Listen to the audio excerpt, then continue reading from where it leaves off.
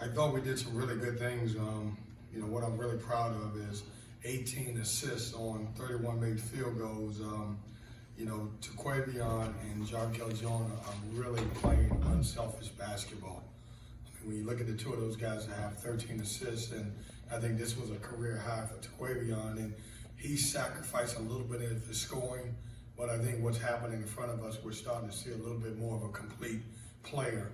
I thought our energy was good once we got going. I thought our bench was incredible. Some guys came in and did a really good job, and it was a good win, and we move on. So, questions?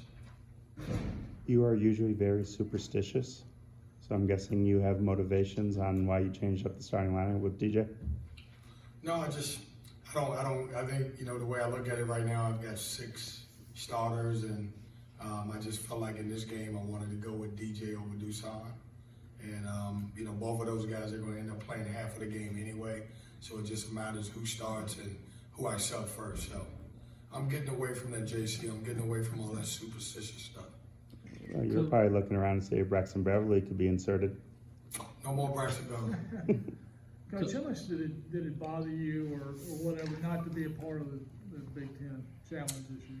It's the reality of it. Someone's not going to be in it. We just not in it, and didn't bother me at all. I'm rooting for our conference to do well, and can't wait to get out of here so I can check the scores. I know we started off 2-0, and I don't know who won today, but I will watch some of the games. But it's not about that. When you play against another conference, all your excitement is just hoping that our other teams do well.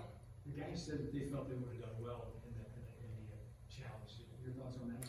Well, I will say this, since I've been here, I think we've been fortunate. I think we're 3-1 in the tournament, but we don't know. We didn't play in it. So, I hope, and I'm rooting for every ACC team in the next 2 or 3 days. Coach, you guys looked really good in the Bahamas, looked really great tonight. How do you feel with ACC play starting up this Friday? We're doing some good things. I think we have a long way to go in Sundays. Absolutely, it's early. It's a little bit earlier for a conference game, but the reality of it is we have to play one on Friday. But I do think that we've grown in the last 2 or 3 weeks. We've gotten better. I think Bahamas helped us, playing 3 really good teams back to back. I like some of the things we're doing. We're going to take the next couple of days to try to get better and get ready for Pitt. What do you think led to Casey Marcel's big night tonight? He's been working. I think this is the second time this year that he's made 6 3-pointers. And you love to see a kid who puts in the work and, works on those shots every day for it to go in. And so that's added a really big dimension to our offense. Is this his toad or whatever? You're coming here from Virginia, right? I think he's a defensive guy, and now he's just shooting lights out. I don't think he ever thought he was a defensive guy.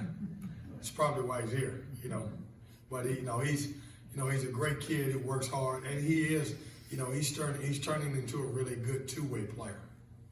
Is this the kind of play you anticipated from Mahorsey when you got him, when you brought him in? Yeah, I knew I was going to get an energy guy, and a guy who, he's about what NC State's about. He's a hard head guy. He brings it every day. He's the type of guy you cheer for. He's going to get on the floor. He's going to block a shot. He's going to jump up and down. So he's tailor-made for our program's about.